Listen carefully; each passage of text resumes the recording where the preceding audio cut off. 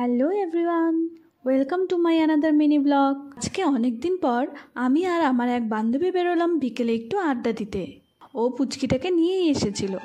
ও আসাতে বিকেলটা আরও সুন্দরভাবে মজা করে কাটলো।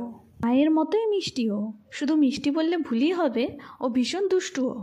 সবসময় এদিক ওদিক ছুটোছুটি তো লেগেই আছে।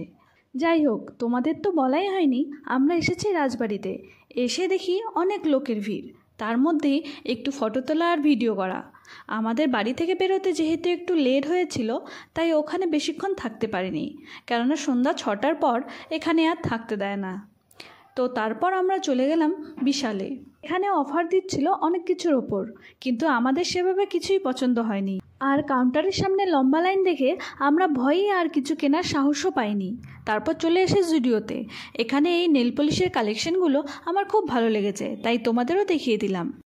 যাই হোক, ড্রেসগুলো ভালোই ছিল, কিন্তু এতটাই খোলামেলা যে আমার জন্য নয়, আমি কমফোর্টেবল ফিল করি না। তারপর আর কি, সব দেখে শুনে বাড়ি চলে আসি।